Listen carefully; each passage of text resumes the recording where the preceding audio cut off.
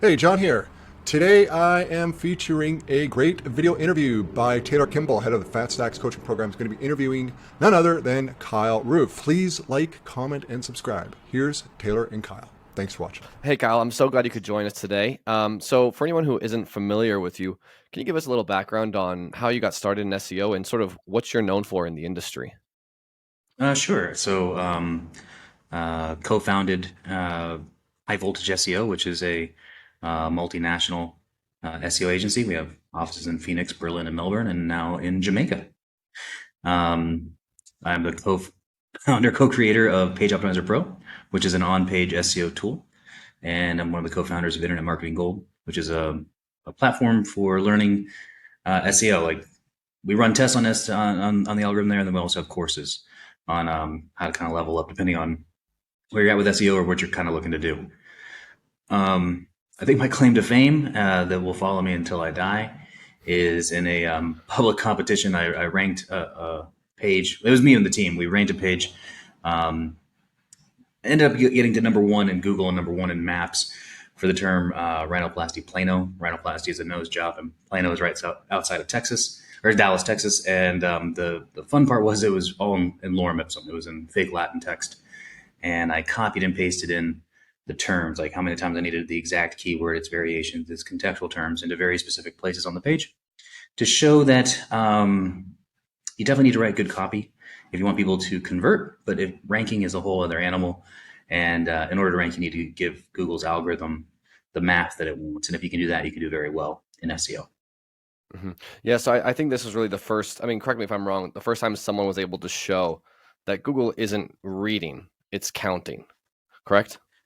Well, yeah, I don't know anybody else that had done it before. It was kind of funny. That wasn't the first page that we had done that on. That we'd done that several times with things that we were testing and figuring out, and we just kind of thought it'd be kind of make a statement if we could pull it off and show that that's how it works. And that was kind of I think that was successful.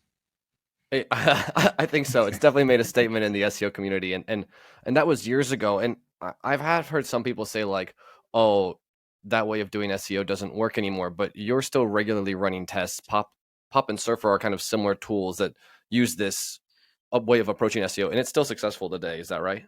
Yeah, I think people have been saying that about 2 days after I did it. That oh no, you can't do that anymore. And it's been what 5 years, and it still works, and it's still very successful. Yeah, I mean, like, yeah, coming from working with you in the agency, I saw clients time and again who just had their pages that were poorly optimized or just kind of mediocre, and then they go through a round of one or two pop optimizations, and nothing else changed, right? No backlinks, nothing, and they still climb the rankings. So Right. there's definitely Right. something there. Yeah. Oh, for sure. So let's get into a little bit about EAT. I think that's really going to be the focus for this call. I know a lot of people have been talking about, okay, I guess it's double EAT now. Where is this going, and how do we use this as site owners to our advantage? Can you kind of give us an overview for those who aren't familiar with what is, I guess, EEAT or double EAT or however people are I calling believe it in the these days? industry we're calling it EAT to Oh, make it. okay, as hard as possible. Perfect, great. That's what I was hoping Uh, for. it stands for expertise, experience, authoritativeness, and trustworthiness. And the idea is really the concept here is: should Google put your site in the index in the first place? Mhm. Should you be there? Are you trustworthy enough? Do you have enough going on that you should be in the index? And um, very quickly, like an expertise and experience, that's your degree, and then the time you've been in the industry. Authoritativeness would be something around the lines of: are you an authority on the topic? Are you covering all the questions? And then trustworthiness is are you real? Are you a trustworthy thing? And all these concepts come from the Quality Rater Guidelines, which is a thing that Google has where they have people manually evaluate if the SERPs are good. Like, are these the types of sites that we want in the SERPs? And they have this whole criteria, and that's where E comes from, as they go and evaluate. Okay, yeah, these SERPs are actually producing the sites that we want. And so we get it from the quality rater guidelines. And in the most current one, they mention that of all of those things, trustworthiness, the trust, can we trust the site, is the most important. It's kind of the qualifying step. It doesn't matter how everything else shakes out, but a site has to clearly demonstrate that it is trustworthy. So EAT, I mean, this has seemed to have grown in importance in terms of how the algorithm is judging sites, especially over say like the last 6 to 12 months. Working in the agency and seeing tests, are you noticing this sort of missing these signals as being a factor for why people are getting traffic haircuts or getting hit by algorithm updates? Absolutely. So this is one of the things that it started several years ago with what they call the medic update, and that was an update what seemed to target what they call YMYL sites, your money or your life, and these are sites that either deal with finance or deal with health. You know, the kind of things that are just critically important. Like if you don't have your health or money, you probably aren't doing very well. And they really went after sites that just weren't the most reputable, you know, that just weren't the kind of sites that they really wanted in the index. They were sites that were selling other people's stuff and without really any kind of addition to the conversation or providing any kind of beneficial information. But when you think about it, like if somebody follows your medical advice and they're harmed, who can they go to? Or like how can they get? Maybe it's just even not even harm, but they got the wrong product or they got the wrong thing or they don't quite know how to take it, and if they need to be able to contact the site that they purchased that thing from in order to get that information they need or get the help that they need. And so that's what you realized on sites that really couldn't do those types of things, couldn't identify who owned the site or who was responsible for the content. And when they did that shift over that trust is the most important thing, those are the two things they identified. We need to know who owns this site, and we need to know who is responsible for this content. And sites that are trying to hide that information, try to hide who's behind the site and who's responsible for it, are the ones that are in most danger. Now, fast forward more to today, it's gone just beyond those your money or your life sites. It looks like it's kind of like a traffic determination. Once you hit a certain point, then Google will do a check for this type of thing to see if you should be in there. And so you need to demonstrate to a bot as well as you can that you are a real thing, that there's a place for people to get recourse, that you're a real company, that you're associated with a certain jurisdiction and multiple contacts, and that there are actually human beings that are behind this content and are responsible for it. Mm-hmm. Now, I saw your niche pursuits and authority hackers interviews, and on a lot of those, you focused on like authority sites, right? Or sorry, affiliate sites, recommending products. Look at this product, try this one, review this one. But for informational sites where it's just say articles about like taking care of a cat, is this still relevant? Should we still care, or even say like less farther YMYL sites, like hobby sites, right? Why should site owners care? If at this point maybe they think to themselves, hey, I don't have any of these on my page, I haven't been hit yet. Do you see this as rolling out broadly across the algorithm, or do you think it's still going to be relatively niche specific for a period of time? I think it'll be a broad rollout more and more. This comes down to how risk adverse you are. If you don't care about your rankings, and there are a lot of sites that don't, if you don't care about your rankings at all, then this isn't for you. If you do care about your rankings, because doing any of the stuff to address EAT is not going to help you move up in rankings. What it's going to do is help keep your rank once your site has been checked. And I would say to do most of these things takes half a day, to Sure. bang it all out. So, and it's relatively low cost. So it kind of depends, like, if you don't care about your rankings at all, then I wouldn't do it. If you care about your rankings a lot, you're doing pretty well, and that's the kind of thing that I would definitely jump on, especially if you're quite risk adverse. Mm-hmm, mm-hmm. And one of the things that I've been talking with a lot of people is like, Google's stance on AI seems to have changed, say in the last 6 months. They can't avoid it now, right? It's here to stay. Everyone's using it. Do you see EAT factors as becoming significantly more important? I mean, at this point, anyone can generate content. Looking at offsite signals, looking at EAT signals seems like a quick way to start evaluating which sites are quality versus which aren't. What are your thoughts on that? Absolutely. It takes nothing to spin up a site and give all the information about a particular thing. And AIs are really what it is that they're very fancy spinners. They're not creating anything new. They're not adding any new to the conversation. And so Google, it's not that they hate AI content. It's just that they hate if there's nothing new that's happening here.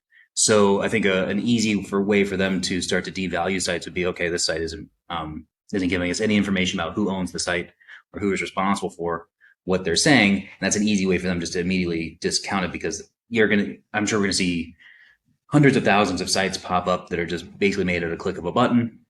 and that's not helpful. So Yeah. an easy way to be like, well, you know what, those sites, what they definitely don't want to do is tell Google who they are. They don't want to tell Google who's behind this site or what's going on there. And so they are going to try to hide that information. And then that's a pretty easy thing, I think, for Google to identify, like, okay, look, these sites aren't giving the correct information. So we don't even need to evaluate the content because there's no reason for them to be in the SERPs. Sure. One of the things that I really liked, and you've mentioned it a number of times on different podcasts and just in our conversations, is treat your affiliate site or your content site like a business. And it does seem like for a lot of people in the affiliate space, they don't want to do all the steps to make it like a business, but that is the direction Google's moving. So Of course. it almost blows my mind that people don't think like, okay, if this was a legitimate business, how would I set this up to be as like valid as possible? But at least in the SEO space, we sometimes seem to just forget that those things are there or that they don't matter at all. Well, I think the word legitimate is exactly correct. You know, you have people that aren't running legitimate businesses and they're just trying to make money online. And that's exactly who should not be in the index. You know, like you should be registered somewhere. Like, and that provides a lot of oversight, and that provides an address, that provides a phone number, that's contact information. Shows that you're serious about what you're doing and you're not just some fly by night that's trying to make a quick buck and then doesn't mind if the site burns down later. Sure. Yeah. And I mean, like we see that with mass page sites now that, AI will launch 1,000 articles. It all gets indexed. It gets a bunch of traffic, but within say 2 or 3 weeks or sometimes 2 or 3 months, they do tend to tank. And whether that's because of lack of EAT signals or other ones that Google's picking up, it just doesn't seem to stick around. That's right. Why would you want to make your site look like one of those? Sure. Yeah. My goal here is to make my site look as illegitimate as possible. Shouldn't be like your mindset. And so anything that you can do to make your site look legitimate is what you should be doing. Yeah, absolutely. So I want to get into it, like practical tips for EAT and also talk a little bit about like sites you've seen that get penalized and recovered. But before we do, there is one question I have. A good friend of ours recently, I think he put a tweet out or a post out that said like 80% of EEAT is backlinks. On-site EAT is backlinks. What are your thoughts about that? Do you see backlinks as just being the baseline for EAT, or do you think that like off-site EAT via backlinks and say schema is different than the on-site metrics that you're looking at? Yeah, I think that's a shock value quote more than anything. But For sure, and that's why I have to ask it. What so Google talks about the links that you're allowed to purchase. One of the types of links you're allowed to purchase are links that help Google understand who you are. And so those would be things like citations. That's a purchase link, but it gives Google information about what kind of niche you're in. You have to show to get those, you have to give an address and a phone number and stuff like that, and maybe license numbers if that's appropriate. And then there are definitely location type niches. There are data aggregators that are large, and then also niche specific types of citations, and all of those help Google understand who you are. So I think when they talk about the links, that's what they're talking about, which are things that you should be doing, but also become very hard to do if you're trying to hide your information. And, it's harder to get those types of links when you're trying to hide who you are. So getting those links, and then when the information, then when Google comes to your site and it matches that information that it has about you, that's only going to be a trust signal. Okay, they put their address here on this directory. They're saying that they're this type of site. I've come to the site. I'm looking at their site, and there's there's an address on here within the schema that matches up. That's got to be a huge trust signal right there. And that demonstrates that you real thing. So those are the types of links that I think for sure. Should you go and get like 10,000 spammy backlinks? That's probably not going to help any kind of situation, or even just like one backlink from anything that's halfway decent. I don't think that's going to help either. But I think the links that would be extremely beneficial are the ones that real businesses are going to do anyway. And those are citation links. Mm-hmm. Okay, great. So I think it was on the Niche Pursuits podcast. You talked a lot about like sites that you've seen get hit or were lacking EAT signals, and then going through them, doing a recovery audit, adjusting those signals, getting them on page, and then seeing that traffic come back. What do you see as sort of like the timeline for that? Is it going to be a couple of months? Is it going to be when the next core update comes in? How do you approach that with clients or with people who own their sites? See, I don't know if it's attached to like a core update or not. It does seem to take a certain amount of time, 3, 4, 5, 6 months, something like that. So that could be time with a core update, or it could be that there is just a separate bot that will come through and recheck after they've been there once to see, what's happened perhaps with the EAT type of stuff. So recovery is possible. The majority of sites that we've looked at that were completely lacking EAT, that just get EAT back on, have recovered. I couldn't tell you like a firm timeline. My gut feeling is that there's a separate bot that's going to come through and do a check. And, all those times, because basically Google seems to be running updates just about every day. So one of those could just be, hey, we're rechecking this information. And I think that's whenever that timeline is, that's when you be checked and you can see recovery. Yeah. And so what do you see as like someone's hears this podcast, they realize, oh, I don't have these signals on my site. They go and do that and they continue their content process. When do you say like, okay, you can start to see the effects of this recovery? What are you looking for, say in GSC, as the first signs like, hey, my site is beginning to sort of gain ground again? When an EAT thing happens, it's very similar to like a links type penalty where it is just kind of a fall off a cliff and then it kind of seems to hit a certain level. Any kind of gains that are sustained for a month plus, then you're feeling really good. Like, okay, things are coming back now. You might see little gains here and there, like when you're watching, like, hey, we gained for 2 days, but that's not really anything at all. You do need to see sustained growth over time, and you can then see the site kind of recover. It won't shoot back up to where it was, but it will start to regain position slowly but surely. Sure. And I remember one thing you've mentioned before is like the first thing you look for is an increase in impressions or general keywords, but not necessarily an increase in average positions. Can you kind of talk about why that would be? Well, as you gain keywords back, they're going to be much lower within the SERPs. And so you're going to start getting impressions, you're going to start gaining those keywords, but often CTR, your click-through rate, or your average position will drop in those situations. And that's healthy, fine, and normal. Simply because those pages are coming back and they're quite low. So people aren't really clicking on it, but you actually still might be getting some impressions out of it. So no big deal if your CTR and your average rank position are going down, so long as your impressions are going up and the number of keywords you're ranking for is also going up.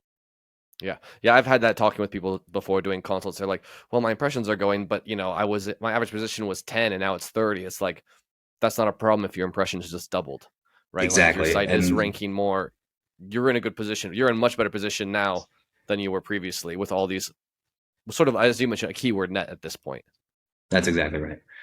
As you start to gain all of those keywords, your CTR will go down, your average rank will go down, but it's much better to have, a much lower average position if you've got 3-4x the keywords you're ranking for than before. Sure, absolutely. So let's get into like some practical tips around EAT, right? So let's kind of work through the different ones. What do you see as the main signals, or do these kind of like all bundle up together? But let's start with experience. So as the site owner or the sites we're working on, how do we show Google that we have firsthand experience with the topic that we're writing on or that we're promoting? Both experience and expertise are probably two of the hardest to identify as something that could indicate either of those things. And as a result, I don't worry about those as much as some of the others. But the one thing you'll notice if you read through a lot of different Google documents, they really, really love to talk about UGC, user-generated content. Like they really like it a lot. And if somebody has, the experience and expertise, and something that I realize is that people are going to ask them questions. It's like when people ask you questions or me questions online, like this guy's got the experience or the expertise, and this is the person that I should be asking a question to.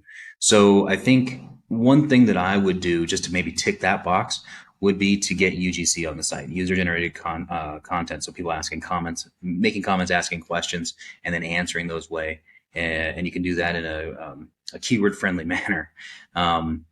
But it's also a good way to kind of slowly get content on the page, which I think is also helpful as well, because then you're going to be continually updating that page and new things are getting on there. So that's how I'd probably approach those two things in a way to try to satisfy it. But those two are kind of the most vague and nebulous, especially like you read the rater guidelines as somebody that has experience as somebody with a lot of experience. It's like, all right, thanks. I don't. Sure, right. How do you qualify that through the text itself? That's helpful. So yeah, those ones are a little bit tricky, but that's what I would kind of lean towards. Maybe if you're trying to think of something to do, that's how I would approach that. So you don't see like I saw someone posting in an SEO group basically that he had started using words like, I guess like we tested this, we experimented with that, we tried this in their product reviews, right? Kind of giving these words that would seem like the person had a hands-on experience. Do you think that that's a factor at all, and sort of like the on-page way to look through this, or do you think that that may have just been a correlation of improving his page on a whole? That's one of those things. Like I like that idea a lot. Sure. I don't think there's anybody that's got any information on it as to whether that works or does not. Makes a lot of sense to me, and it's not that tricky to do. And so yeah, I'd be on board with it. I don't know if there's any way to say definitively if like okay, that's definitely it, but I do like that a lot. Yeah, yeah. So what about authoritativeness? How can we show like, hey, like topical authority has really been the buzzword of say 2022 and even into 2023. But where does this tie into the EAT framework? Yeah, so that's exactly right. It's not that like you've got like a PhD person who's actually writing this for you, but uh, it is someone that um, excuse me, that the site is covering all of the things. It's doing it's answering all the questions and providing all the information that should be there. It is actually um, covering the entire topic. And so it's really more of a topical authority. So if you're into a lot of stuff with like semantics that are on right now and how to do your topical clustering, I think that's a great way to handle that type of situation and cover what Google might be looking for. Hmm, hmm. Now, one of the things I see a lot is like people may often start, a niche site where they focus on one topic, and then they kind of let's say we're in, the pet space, right? There's a lot you can talk about in pets. So you could do cats, dogs, hamsters, birds. How would you approach building out a site like this? Would you suggest it's better to say focus like, hey, I'm just going to do cats to completion first, and then I'll move to the next one, or how do you sort of like do this topical coverage when you have a broad ranging site? Yeah, the conventional wisdom there is to fill out a category first before going on to a second category. Now, if those categories are extremely related, like cats and dogs and birds are all extremely close, I could see not worrying about it too much. But that's one example. If you're in something where it's like a real hard judgment call, like, all right, we have this and it is related, but it is kind of different. It's not the Yeah, same thing it's not pet to pet as an example. I would probably do the one first before moving on to the other. sure. Pet to Yeah, pet, I think you can get away with it a little bit more. yeah. 1-to-1, I think as well. But I've seen it. Something that I've looked at in the most recent rounds of site consultations I've done is the ones that tend to seem to do the best. You can clearly see which categories Google likes that site for, and they tend to have the most coverage of those categories. Mm-hmm. Versus the sites that have been really hit and say the last couple of updates, it's hard to find a definitive like, okay, even within this niche, they don't really have one that is the authority space for that site. Sure. Yeah, that Yeah. makes sense. When in doubt, I would err towards completing one category before moving on to another. Sure, sure. Now, if anyone isn't familiar, you have a really nice theory around Avalanche, and I believe it comes from Builder Society. So the idea, correct me if I'm wrong, is like every website has a natural traffic tier that correlates with roughly keywords that you would should be trusted for from Google, Hmm. right? So the growth pattern for that is like find your traffic tier, find the keywords that match that, write the content in that. But one of the things I've seen site owners do who are kind of following this is sometimes they ignore sort of like high volume, high competition, really broad keywords. Do you still think that that's worth adding in, or should they just not write that at all? Because often they seem to skip it because they're like, well, I won't rank for it. But I think, if your site is about a topic, you should be expected to have certain pages on that site. What are your thoughts with this? Yeah, absolutely. You should go after those difficult terms. And there's a likelihood in some cases that you'll never actually win them. But when Hmm. you have proper subheading set up, proper structure on that site, there's a good chance you can win a lot of secondary terms that are very closely related to that primary keyword. And often a lot of those are very more buyer intent.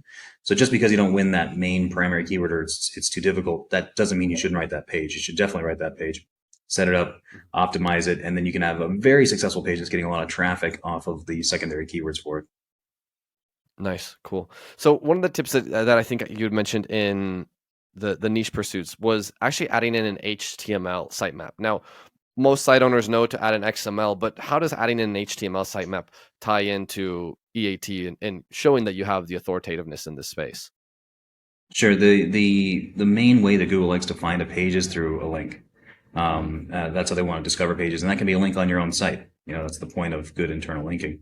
So by having an HTML sitemap, a sitemap is just kind of sitting in the footer that's clickable and then has all of the URLs on your site. That's something that Google can go to find all the pages on your site. Now, the reason that's important is that if you say you've covered that topic in detail, you've written this is just so you've written 50 articles on it, and now it's for sure you've exhausted it and covered it in detail. But Google's only indexed 5 of those pages. They're not doing any good then. It's not showing you actually have topical coverage because Google isn't indexing those Sure. pages. And so one way to help Google find and index those pages would be through an HTML sitemap. Mm-hmm. Mm-hmm. Now, just before we move over to trustworthiness, just to pick your brain on this, one of the things I've noticed is a lot of site owners previously would write like very in-depth articles, right? Like the ultimate guide to this thing. And those pages used to rank really well for a large variety of the subheadings versus now often I'll find that their competitors are writing individual pages for what would have previously been like an H2. So it seems more like people are doing much more targeted, like creating pages for a very, very targeted, what would have been a subtopic of a broader topic before. Do you see that as still viable to do these longer pages, or would you keep that really as a pillar post and then link out to the more detailed version somewhere else on a different URL? Yeah, so a couple of years ago, Google started talking about centerpiece annotation, and Mm-hmm. how that concept works is the first thing they do is they try to determine what this page is about, and the next thing they try to determine is are each of the sections related to that thing, and if they are, then the page gets full credit. If they are not, then the page starts to get devalued. And so I think the problem you run into with those giant, everybody's writing 1,500 words in this space, and you're coming in with 12,000 words. What's going to happen is towards the end of that thing, you're off topic. You've Sure. gotten too far away from it. And that's why I think those pages they don't get devalued because they're large. They just get devalued because they've strayed too far from centerpiece annotation. And Yeah. so Yeah. that's where you want to kind of make those judgment calls on, okay, this is maybe just a little too far away, and so it should be its own post or page.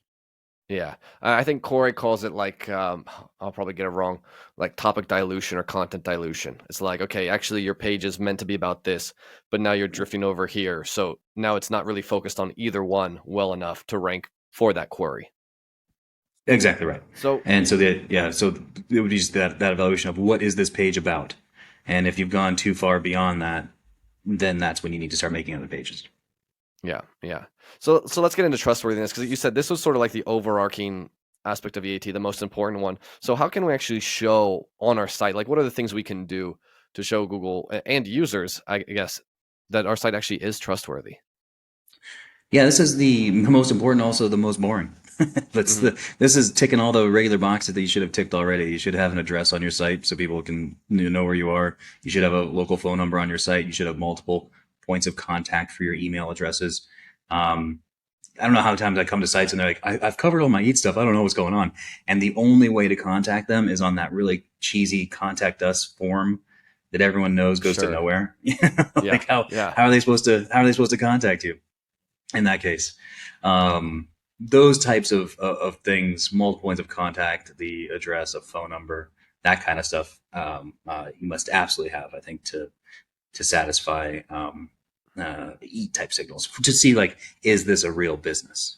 Mm-hmm. Is this a real thing? Mm-hmm. Mm-hmm. And what about like for the people on your team, say like, meet us or authors pages? Are you seeing these as EAT factors as well? Yeah, that would be on the kind of the real business side of things. That would be like, having a about the company page, that Mm-hmm. talks about what this company's about, and about the team page showing the humans that are behind it. Putting like author bio pages would probably actually align more on the experience and expertise type thing, just to show that they're real humans that have written this content. It doesn't have to demonstrate that they're like the best in the industry, just that they're actual humans. That they're Sure. real people that have done this. So that would be maybe another tip for the expertise and experience, kind of getting an author bio page, and then you can link from their articles to that author bio page to make the connection that this person has written this thing. But yeah, that would also be another good one. And where do you see, say, like, this idea, okay, Google doesn't read accounts, but then we have tools like Schema Markup. How do you fit Schema Markup into part of like the EAT, say with author schema? Do you see that as worth doing, or organization schema? How do you start to mark up your page so it's performs better? You want organization schema for sure, because when you put that address on the page, there's running through AI tools. An AI tool can find an address on a page about 70-80% of the time. So just Mhm. because the address is there, it struggles sometimes to find it. I imagine that Google and other search engines also struggle to find that type of information. So by putting in the schema, then you make it clear, this is the address for this company. This is who this company is. These are the people that founded this company, et cetera. So you want to get all of that within your organization schema. After that, if you have a product, you obviously want product schema, that sort of thing. But and then beyond that, on your author bio pages, you can put person schema, and then within the article itself, you can identify that person or that author and Sure. link from one to the other. And so those are the schemas that I worry about most. Yeah. And by the way, by organization schema, I don't just mean like you're a .org, but like what kind of company you are, or if you're a local business or whatever you might be. That's what I mean by organization schema. hmm Now, I guess one thing that we started seeing more of, especially with the rise of AI content everywhere, right, is like articles been fact checked, and then you have like a doctor. If it's on a medical page, it's like article fact checked by this or medically reviewed by. Those aren't EAT factors, at least as far as I'm aware of, but they do seem to be like trust factors for users. Do you think that this is worth doing if you're in a relevant niche where it's like, hey, people might be concerned about the relevancy and factualness of the information, or do you think that this might just be a bit of overkill? Well, that kind of comes down to whatever you're selling. Like a lot of the EAT signals, they should be there anyway if you want somebody to convert on your site, and maybe that fact checked by a particular doctor would be a good thing to do. I don't know if that would necessarily help your EAT, because I don't know how a bot would identify that. Because Sure. keep in mind, that's a big point that people need to understand. It has to be clear enough for a bot that's coming to crawl your page to identify. So it's not a human being like, oh yeah, this looks legit. It's a bot, and it has to look for very specific things on different parts of the page in order to make this determination. So you want to make it as easy as possible for a bot. So I'm not sure if, like you said, fact checked by whoever, if a bot could find that. But Right. Yeah. oh please. No, I was gonna say, yeah, I don't see it as a EAT for Google, more so for like a person on the page. If they see it, maybe it's a trust signal for them as the user, spend more time on the page, and then could translate to, hey, increased rankings just because people are actually on your site more often and for longer periods of time. And that's what I'd also throw in, because the other things, like, so you talk about, is this a real business? And then you talk about, like, is this a real website? And that's where it's going to have like a refund policy link, a terms and conditions, a privacy policy, social media icons, those little trust and verified things for like using a credit card or PayPal and stuff like that. All of those kind of probably fall into that category of things you should be doing and putting on the page. But and even if they didn't count towards EAT, I think humans that are going to be, you would want to give you money, are going to want to see those things. So Sure. at a minimum, it's just better for your business or your website to have them on there anyway. Worst case scenario. Yeah. Yeah. I say this sometimes to people when you get to their site and it's clear that they've built their site for search engines and for getting traffic through SEO, but then they're like, oh, I'm not getting sales, or I'm not converting. It's like, well, SEO traffic isn't necessarily going to convert. It can drive you Right. traffic, but the conversion side of things is a whole other story. And sometimes I That's think right. people miss that, like, design matters, maybe not to search engines, but it definitely matters to users and getting them to do what you want, whether that's read the article, click the link, or buy the product. That's exactly right. Yeah. So let's talk about like EAT. When should we do it, right? So at the beginning, or maybe you listen to this podcast and you realize like, oh shit, I don't have any of these on my page. What's the timeline to like get started into it? If you've already been hit or you haven't done it, do you think it's still worth getting on? And roughly how long does it take? I think most of it can be done quite quickly. I think it's a half day, do a day's worth of work. I would do it tomorrow. Mhm. I would just get it Yeah. done immediately. And keep in mind, it is never just one thing. It is ticking enough boxes for a bot to be comfortable with what they're able to identify. So if you're like, should we do this or that? Is it low hanging fruit? Does it take 5 minutes? If the answer is yes, just do it. Just put it on there, because you never really know what's going to completely balance the scales, and that's going to say like, okay, fine, we're good. So anything that you think might be a signal, and especially if it's low hanging fruit and you can get it done quickly, I would definitely do it, and I get it done as soon as possible. hmm Now, not to get into a pitch, but the idea of, okay, can a bot easily see if this is a signal? So you have your tool. I mean, Page Optimizer Pro started as an on-page tool, but now you have an EAT aspect of that as well. So can you say kind of like, how would a site owner use that for updating their EAT? So what we do with POP is we go through different signals that we've identified that are likely EAT signals that a bot can find. And then we say what is on your page and what's visible on your page, and also what's visible on your competitors' pages. And the big thing there is if you see like 4 or 5 of your competitors all have a particular thing and you don't, I would get that. I would get that done immediately, because then that might be like an industry standard. In this industry, we need these things. And they do talk about in the quality rater guidelines that some industries need some things and some industries don't. And so I don't think, again, that a bot's going to be able to say, or it's going to be like, well, I think in this industry it should be this. It's going to be like what it's finding more often. If it's finding things on certain sites that, a refund policy exists here when it doesn't in another site, then it's going to start to expect to see a refund policy. And that's not that it's going into the page to read the refund policy. It's probably more than anything that there's a link to a page that exists, because that's easy for a bot to find. So it's not that it's like the most amazing refund policy, but it's just the simple existence of it. Yeah. So it does seem like there's going to be these like common EAT signals that most sites should have, and then you really need to look like, okay, what's relevant for my niche? I'm imagining someone who gives advice on treating allergies naturally is going to have a lot more things they need to worry about EAT than a guy who writes a website about his hobby with marbles. True. Exactly right. Yeah. So okay, I think that gives some nice tips for people who are just learning about EAT or concerned they've been hit by it or heard that they need to care about it. But let's wrap it up and just ask a couple of questions from you. So what is exciting? I mean, you've been in the industry for years now. What's interesting and exciting for you right now in either the world of SEO or digital marketing? Well, AI is the hottest thing right now, and that is, on everybody's mind. And what I find in these types of situations is that certain people are able to adapt and adjust, and they do extremely well, but the vast majority of people do not. And so I find these types of situations exciting. I've seen a few of these throughout my career where it kind of seemed like everybody's doing SEO and everybody's doing this, and there are a lot of service providers, and then something big like this happens, and it contracts, where there are not a lot of people doing SEO and not a lot of service providers, because they weren't able to adapt this new thing to what they were doing. And so what I see in terms of, as somebody who's an SEO, is I think this is going to be an excellent time period for us. There's going to be new things to optimize for. There are going to be new approaches, new techniques, and you want to be on top of it. And I think if you're on top of it, then you can do extremely well. And that's just not just SEOs, but also site owners and business owners as well. Like if they're on top of it, I think this is a time where you can really take advantage and really succeed. So I think it's an exciting time.